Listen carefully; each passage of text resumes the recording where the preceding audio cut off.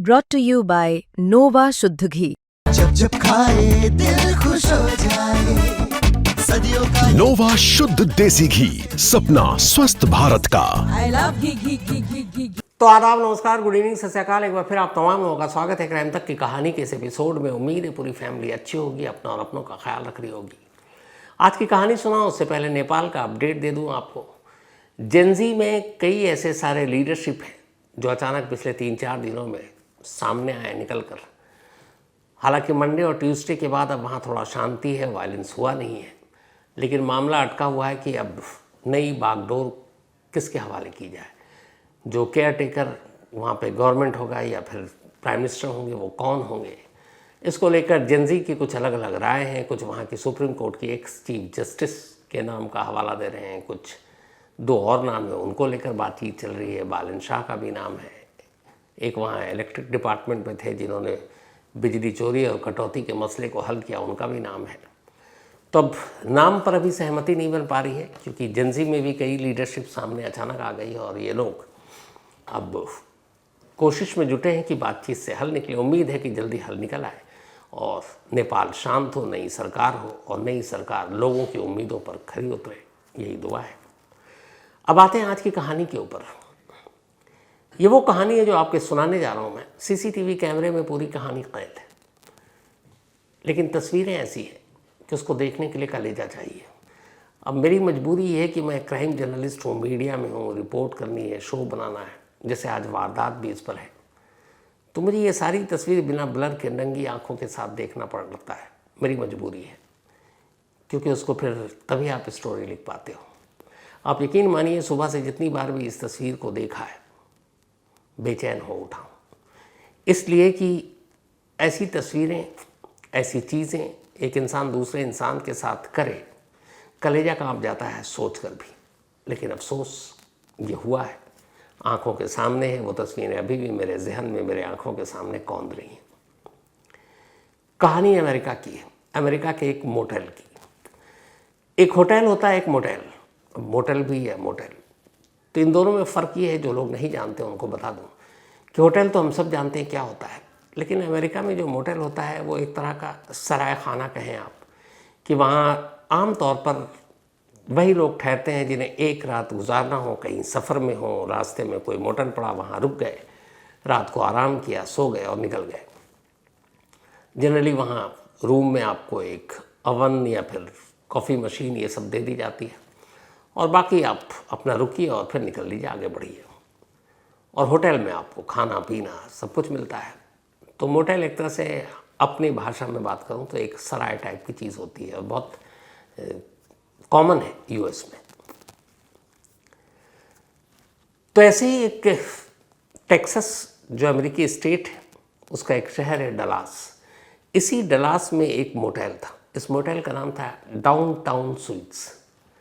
इस downtown sweets में एक इंडियन नागरिक जिनका नाम चंद्रमौली नागमलैया पिछले कई सालों से इस मोटेल के मैनेजर थे।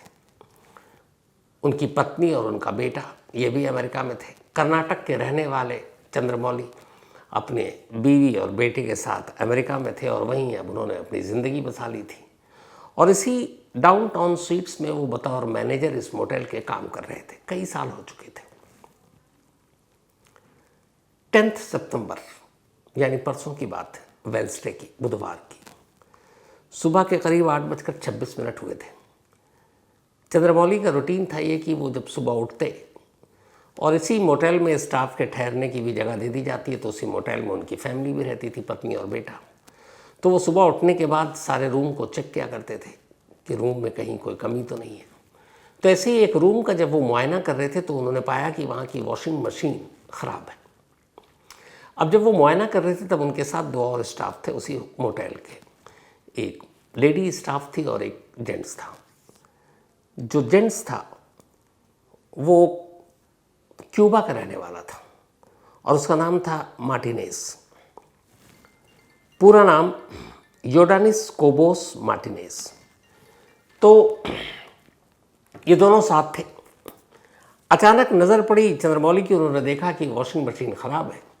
तो उन्होंने ये कहा कि इस वॉशिंग मशीन को यूज़ न कर पाए कोई इस बात को इंश्योर करना। अब साथ में फीमेल स्टाफ भी थी। उन्होंने फीमेल स्टाफ से कहा कि इस वॉशिंग मशीन को कोई यूज़ ना करे क्योंकि ख़राब, इस बात को इंश्योर करना और साथ में मार्टिनेज को भी बता देना ट्रांसलेट करके, क्योंकि उसकी इंग्लिश थोड़ी कमज़ोर थी। मार्टिनेज ने ये सुना और उसे बुरा लगा। उसे लगा कि ये डायरेक्ट उससे क्यों नहीं कहा, वो फीमेल स्टाफ के ज़रिए ये बात मुझ तक क्यों पहुंचा रहा है। बस इसी बात पे गुस्सा आया, उसने कुछ कहा और फिर अचानक झगड़ा करने लगा। शुरुआत बातचीत से हुई, इसके बाद उसने हाथ पैर चलाना शुरू कर दिया और वो बेहद गुस्से में था मार्टिनेज। थोड़ी देर के बाद उसके गुस्से और उसको देखते हुए चंद्रमौली डर गए। 50 साल के चंद्रमौली, 37 साल का मार्टिनेज। अब वो अपनी जान बचाकर रूम से भागने लगे। वो दरवाजे को रोक कर खड़ा हो गया। वो खिड़की से नीचे कूदकर भागने की कोशिश की। किसी तरह से अपनी जान बचाकर वो कमरे से बाहर निकले और दौड़ते हुए नीचे आए।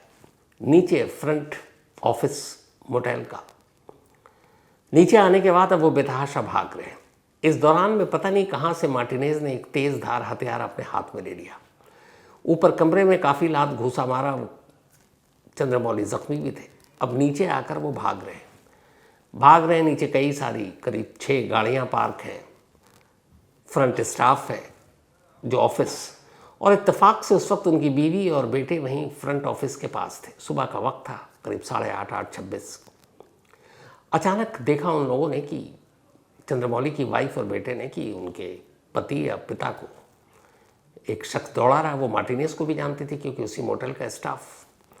अब मार्टिनेज दौड़ता हुआ पीछे आ रहा और चंद्रमौली चीख रहे हैं। उसके बाद दौड़ते दौड़ते वो कॉरिडोर है फ्रंट ऑफिस के पास, वहाँ आकर शायद गिर जाते हैं या गिर गए। इतने में मार्टिनेज भी पहुँच गया। अब वो उसी तेजधार हथियार से अचानक चंद्रमौली पर हमला करने लगा।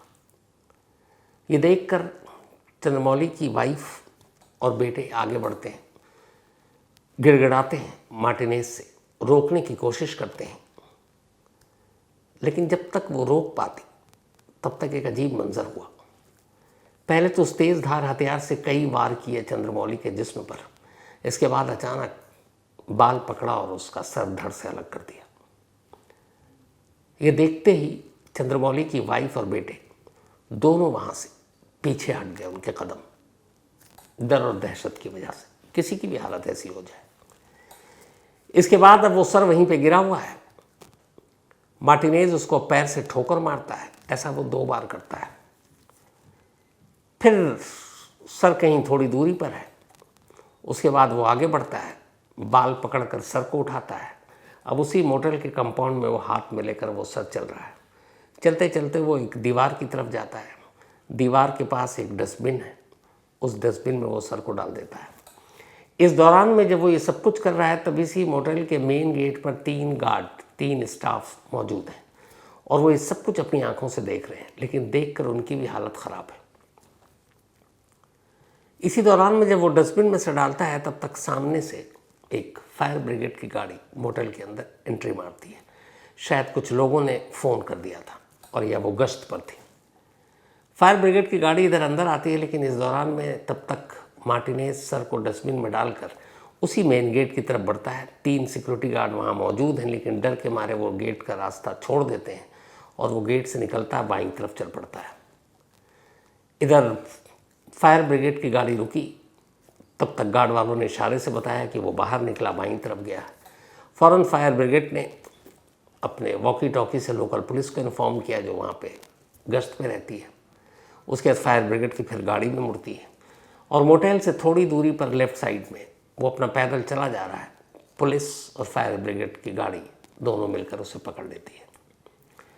पकड़ने के बाद अब उसे अपने साथ वो लोग गाड़ी में बिठाते हैं। उससे पूछताछ होती है। वो अपना जुर्म कबूल कर लेता है। इसके बाद उसे डलास काउंटी जेल ले जाया जाता है और उस जेल में फिर उसे कैदी की वर्दी पहनाई जाती है। उसका अरेस्ट मेमो तैयार होता है, उसके बयान दर्ज होते हैं। इधर इस बीच में पुलिस सब मोटेल पहुंचती है और वो जो लेडी स्टाफ थी जिसके सामने झगड़ा शुरू हुआ था वॉशिंग मशीन को लेकर, उसका स्टेटमेंट लेती है।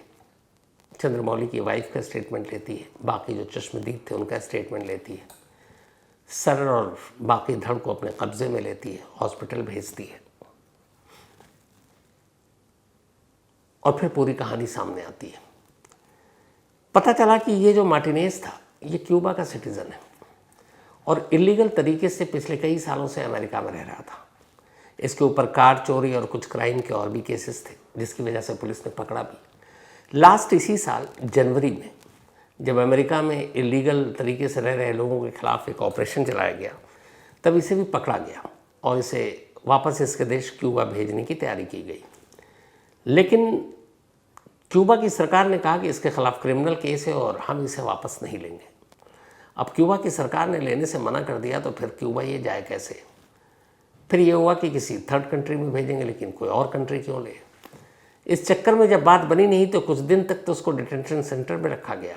फिर ये हुआ कि कब तक, फिर उसे छोड़ दिया गया कि आगे देखेंगे इसको कब कहाँ भेजना है। और वो वापस इस मोटेल में आ गया और यहीं काम करने लगा। अगर उस वक्त इसे भेज दिया जाता तो शायद यह हादसा ना होता, चंद्रमौली की जान बच जाती। मार्टिनेज जेल में है। इंडियन एम्बेसी तक भी यह खबर पहुंची ह्यूस्टन में और उन्होंने अफसोस जताते हुए इस फैमिली को हर संभव मदद करने की बात कही है। हालांकि डलास पुलिस ऑलरेडी कातिल को पकड़ चुकी है और उनका कहना है कि उसके ऊपर जो फर्स्ट डिग्री मर्डर के चार्ज लगाए गए और ये प्रूफ हो गया तो फिर शायद पूरी ज़िंदगी अब उसे जेल में ही काटना पड़ेगा। लेकिन यकीन मानिए, जो सारी चीज़ें मोटेल के सीसीटीवी कैमरे में जो कैद हुई वो आदमी देख ले तो परेशान हो जाए। मतलब कैसा गुस्सा, कैसी चीज़। और अमेरिका में इस तरह की चीज़ें इधर कुछ ज़्यादा ही हो रही हैं। अभी ये 10 सितंबर की जो आपको कहानी सुना रहा हूँ, इसी 10 सितंबर को अमेरिका में एक और चीज़ हुई थी। अमेरिका में एक ऊटा वैली यूनिवर्सिटी है। यहाँ पे अमेरिकी प्रेसिडेंट डोनाल्ड ट्रंप के करीबी और उनके एक साथी, उनके एक दोस्त, उनको गोली मारी गई और ये हर जगह खबर है मीडिया में। और उसकी वजह ये है कि जो मिस्टर चार्ली किर्क ये ऊटा वैली यूनिवर्सिटी में 10 सितंबर को एक लेक्चर दे रहे थे। करीब 3000 स्टूडेंट वहाँ मौजूद थे। वहाँ लेक्चर दे रहे थे। लेक्चर देने के बाद सवाल जवाब का दौर शुरू हुआ। एक स्टूडेंट ने सवाल पूछा कि अमेरिका में गन कल्चर, स्कूल कॉलेजों में शूट आउट और बढ़ती वायलेंस या हिंसा क्यों है, इसे कैसे कंट्रोल किया जाएगा। सवाल देखिए कि क्या पूछा जा रहा है कि अमेरिका में गन कल्चर और वायलेंस, जो खून खराबा हो रहा है, इसे कैसे रोकें। जैसे ही चार्ली किर्क ने इसका जवाब देना शुरू किया, अचानक उसी हॉल में जहाँ पर वो बोल रहे थे, ऊपर छत की तरफ से खामोशी के साथ गोली आई और चार्ली किर्क के सीने में लगी। वो वहीं गिर पड़े। कातिल ऊपर से ही भाग निकला। हालांकि सीसीटीवी कैमरे में वो कैद हो गया है। अमेरिकन पुलिस लोगों से मदद मांग रही है कि जो भी इसे जानता हो बताए। खुद डोनाल्ड ट्रंप इस कत्ल से सदमे में है, क्योंकि उनके बेहद करीबी रहे हैं चार्ली के, उनके इलेक्शन में कैंपेन भी किया था। लेकिन 2 दिन हो चुके हैं, अभी तक कातिल पकड़ा नहीं गया। पुलिस मदद मांग रही है। कुछ वक्त पहले आपको बताया था कि अमेरिका में ही एक अपने इंडियन ओरिजिन सिख नौजवान एक सड़क पर तलवार लहरा रहा था। हालांकि कहते हैं कि वो किसी को नुकसान पहुंचाने के लिए नहीं लहरा रहा था, लेकिन किसी अमेरिकन ने ही फ़ोन कर दिया। पुलिस आई। पुलिस चाहती तो उसे पकड़ सकती थी, क्योंकि हाथ में तलवार था, कोई बंदूक तो था नहीं कि वो गोली मार दे दूर से। लेकिन लॉस एंजलिस पुलिस ने पकड़ने की बजाय सीधे गोली मार दी। इसको लेके ही बहुत हंगामा हुआ और उस सिख नौजवान की मौत हो गई। इससे पहले कई जगह पे इसी तरीके से शूट आउट। अभी कुछ वक्त पहले अमेरिकी प्रेसिडेंट डोनाल्ड ट्रंप ने वॉशिंगटन में, जो अमेरिका की राजधानी है, वहाँ बाकायदा एक प्रेस कॉन्फ्रेंस की थी। अमेरिका में लॉ एंड ऑर्डर और ख़ासतौर पर वॉशिंगटन में कानून व्यवस्था की हालत कितनी ख़राब है, इसको बताने के लिए उन्होंने ये भी कहा था कि अभी कुछ वक्त के बाद यहाँ एक समिट है, कुछ वर्ल्ड लीडर से मिलना है और मैं इस वक्त वॉशिंगटन की कानून व्यवस्था पर बात कर रहा हूँ। तो ये भी एक चेहरा है अमेरिका का। और ये सारी चीज़ें गन कल्चर की वजह से भी हैं। अमेरिका में गन कल्चर को लेकर जो कानून है और जिस तरीके से छोटे छोटे बच्चों के हाथों में भी आसानी से वहाँ हथियार आ जाता है, उसको लेकर एक लंबे वक्त से बहस चल रही है कि क्या वहाँ के लाइसेंस, कहते हैं कि अमेरिका में आप जितनी आसानी से सब्ज़ी खरीद सकते हैं उतनी आसानी से हथियार खरीद सकते हैं। तो इसमें बदलाव होना चाहिए कानून को लेकर। इसमें बहुत बहस है, दोनों तरफ के लोग हैं कि हथियार ना हो तो लोग सेल्फ डिफेंस कैसे करेंगे, लेकिन है तो फिर स्कूल कॉलेज में आप हमेशा सुनते होंगे कि शूट आउट, बच्चे ही गोली चलाना शुरू कर देते हैं बच्चों पर। तो इस गन कल्चर से अमेरिका इस वक्त सबसे ज़्यादा प्रभावित है। और अब इस तरीके के जो क्राइम हो रहे हैं, मतलब ये डलास के इंसिडेंट तो अपने आप में दहला देती है। पता नहीं क्या होगा, लेकिन हाल के वक्त में कुछ ऐसी चीज़ें सामने आई हैं जो ये बताती हैं कि आप सुपर पावर बेशक हो, लेकिन लॉ एंड ऑर्डर, कानून व्यवस्था पूरी तरह से शायद कंट्रोल में नहीं है। अब कंट्रोल में कैसे होगा तो खुद जब अमेरिका की राजधानी को ही लेकर प्रेसिडेंट परेशान है तो बाकी स्टेट्स के बारे में क्या कहूँ। तो खैर, इस अफसोसनाक कहानी में इतना ही।